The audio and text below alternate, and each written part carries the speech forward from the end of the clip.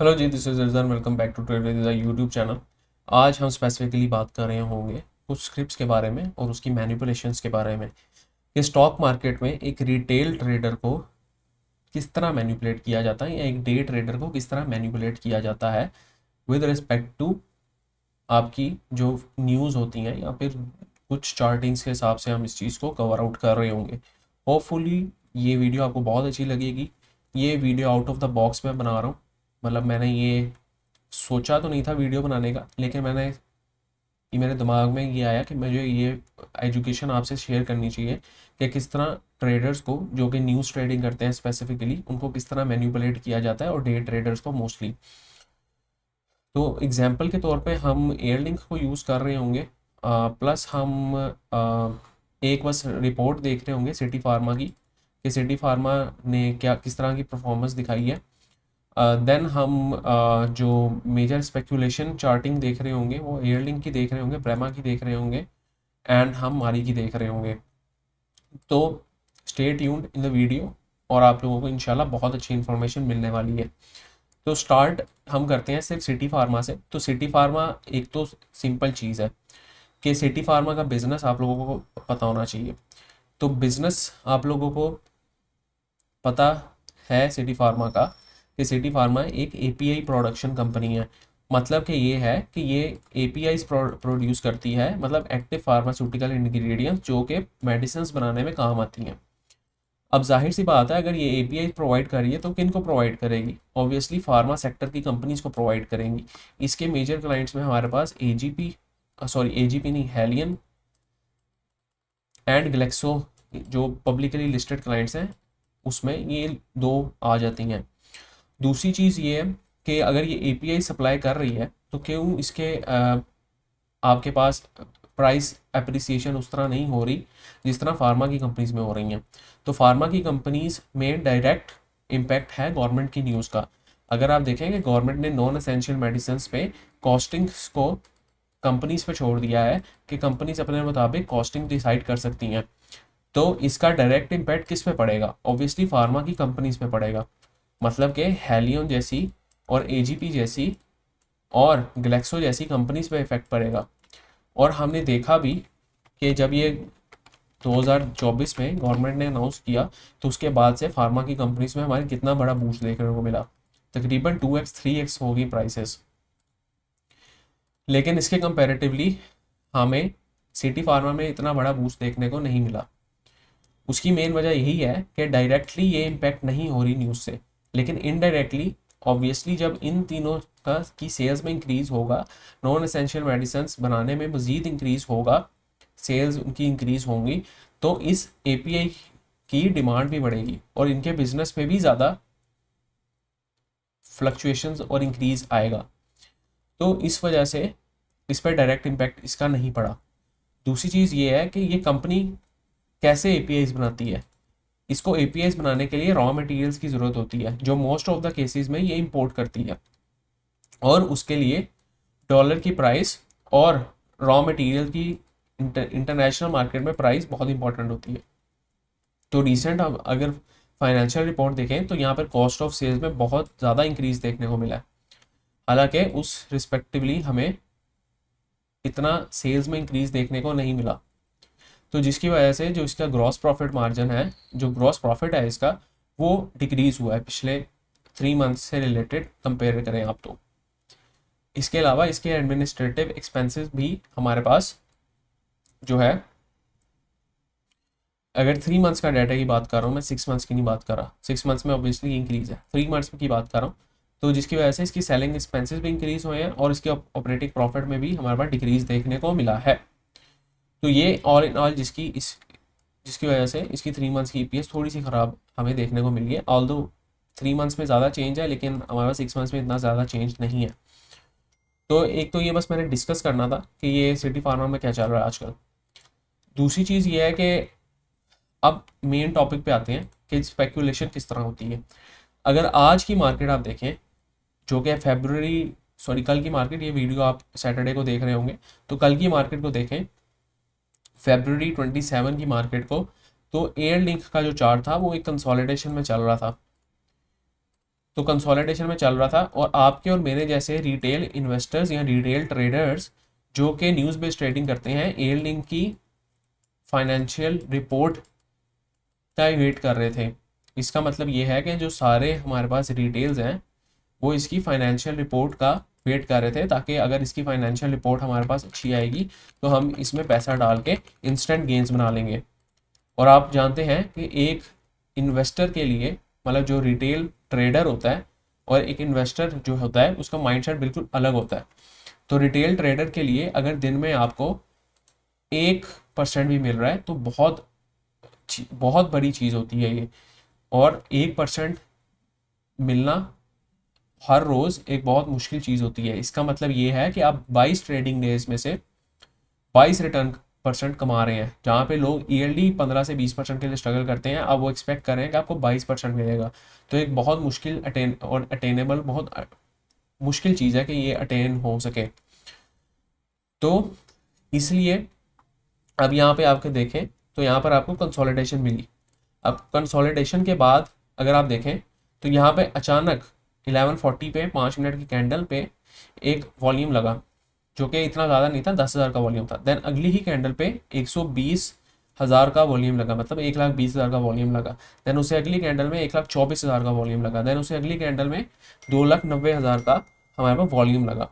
तो ये जो मूव है, हमें होल डे में ये मूव तकरीबन तकरीबन 4.7% मूव देखने को मिला। अब ये देखकर अभी इस पर्टिकुलर पॉइंट तक हमारे पास रिपोर्ट पब्लिश नहीं हुई थी। इस पर्टिकुलर पॉइंट था हमारे पास अभी तक एयर लिंक की ट्रांसमिशन रिपोर्ट पब्लिश नहीं हुई। अब यहाँ पर हम थोड़ी देर के लिए एयर लिंक की रिपोर्ट पे आ जाते हैं। अब एयर लिंक की रिपोर्ट चूंकि पॉजिटिव ही आनी थी और सबको ये पता था, लेकिन सारे एक कंफर्मेशन का वेट कर रहे थे, क्योंकि जितनी भी हमारे पास एक्सपेक्टेड रिजल्ट्स होते हैं वो ब्रोकरेज हाउसेस आप लोगों को पहले बता देते हैं कि हम ये एक्सपेक्ट कर रहे हैं कि ये डिविडेंड इतना दे सकता है और इतनी इसकी ईयर ऑन ईयर सेल्स में इंक्रीज हो सकता है।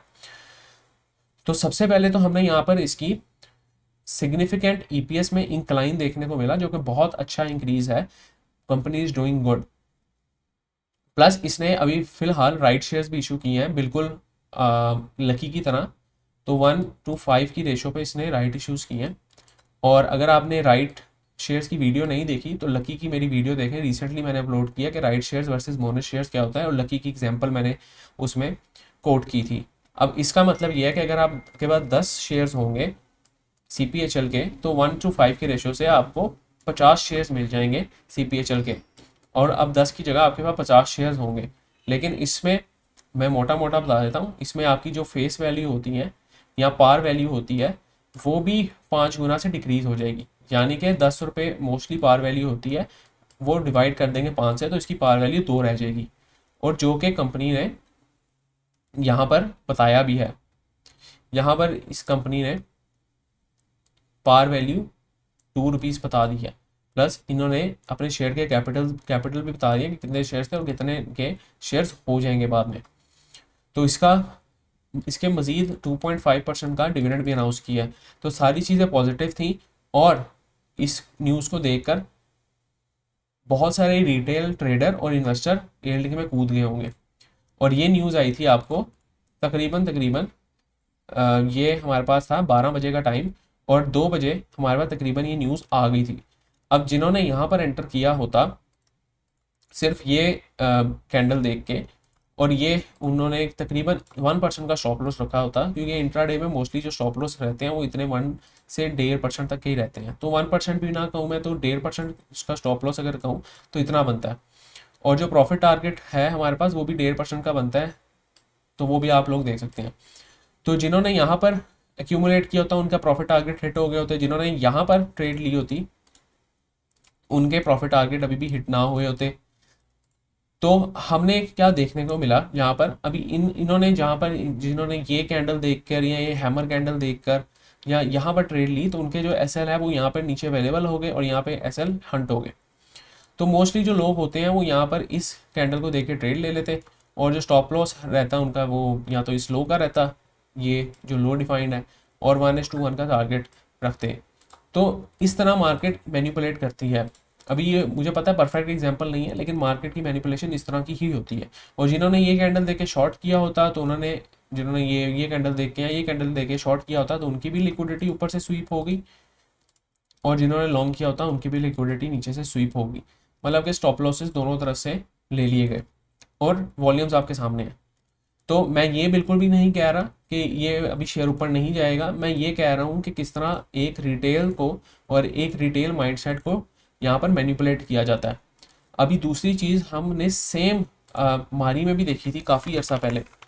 अब मारी की एग्जांपल मैं अगर आपको दूं तो हमें पता है मारी ने हमारे पास 800% का बोनस अनाउंस किया था, जिसकी वजह से इसकी शेयर की प्राइस 8 गुना कम हो गई थी। तो जिसकी वजह से इसमें जो ट्रेडर्स हैं वो एक्टिव हुए और जो म्यूचुअल फंड्स हैं वो भी, उन्होंने मैनिपुलेशन स्टार्ट कर दी और इतना बड़ा पंप जो कि 100% का पंप था वो मार्केट में लेकर आए। देन जब सारे लोग यहाँ पर कह रहे थे कि मारी में तो अंधा पैसा बनता है और ये मार्केट ऊपर ही जाएगी, अब ये मारी नीचे नहीं आएगा, तो यहाँ पर हमें एक रिटेल सेंटीमेंट देखने को मिला। अब रिटेल सेंटीमेंट क्या होगा कि जिन्होंने यहाँ पर परचेज किया, जिन्होंने यहाँ पर परचेज किया उनके या तो स्टॉप लॉस नीचे अवेलेबल होंगे या फिर उन्होंने इस डिमांड को सप्लाई से एक्सचेंज कर दिया। अब मैं क्या समझाना चाह रहा हूँ आपको कि देखें, अब मैं बहुत सिंपल चीज़ों में आपको एक्सप्लेन करूँगा, वीडियो बार बार देखें अगर समझ नहीं आई। जिसने यहाँ से उठाना शुरू किया है, यानी कि ये जो इतनी बड़ी कैंडल्स बनाते हैं ये हम नहीं बना सकते, ये हम छोटी मछलियाँ नहीं बना सकते, ये बड़े इंस्टीट्यूशंस, बड़े म्यूचुअल फंड, बड़े इंश्योरेंस कंपनीज बना सकती हैं।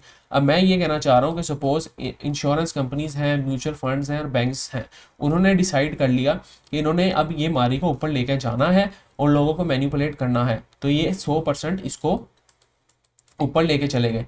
1 2 3 कैप के बाद मार्केट में हमारे पास जो लोग हैं वो एक्टिव हुए कि अच्छा भाई इसमें तो पैसा बनता है, तो सारों ने यहाँ पर एंट्रीज लेना स्टार्ट कर दी। किसी ने इस कैप पर, किसी ने इस कैप पर भी एंट्री ली मोस्टली।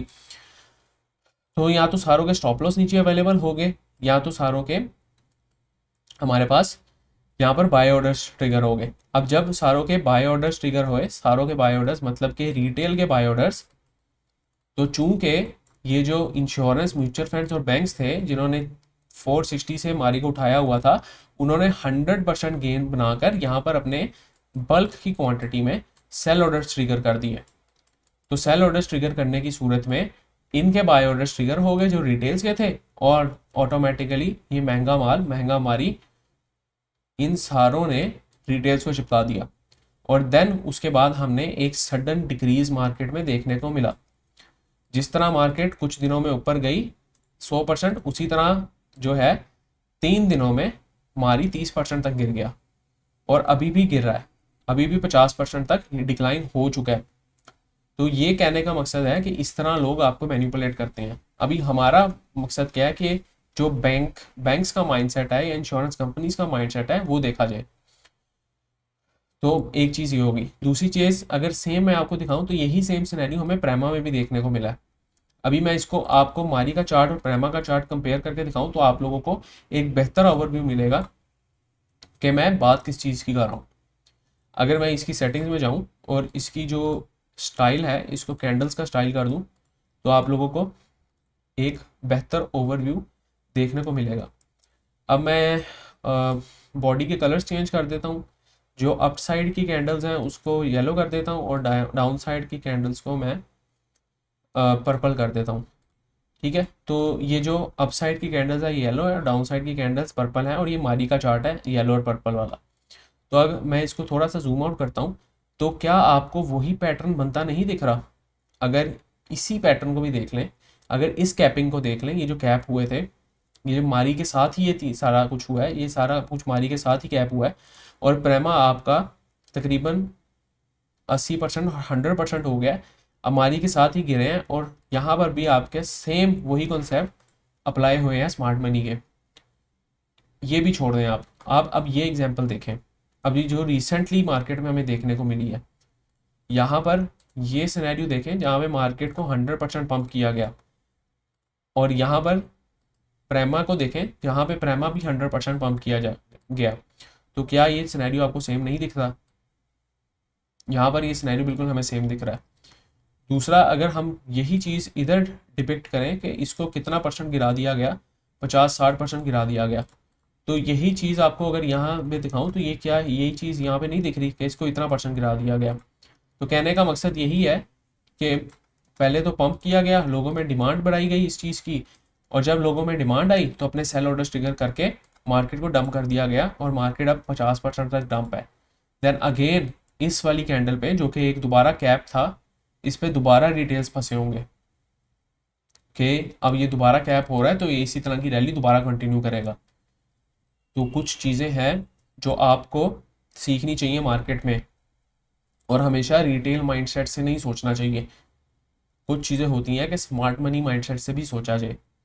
तो उम्मीद करता हूँ ये वीडियो आपको इन्फॉर्मेटिव लगी है, और इस तरह की मज़ीद वीडियोस आप चाहते हैं तो मस्ट शेयर, लाइक, सब्सक्राइब और कमेंट्स में अपनी राय का इजहार ज़रूर कीजिए। नेक्स्ट टाइम के लिए भाई को इजाज़त दीजिए। अल्लाह हाफिज़।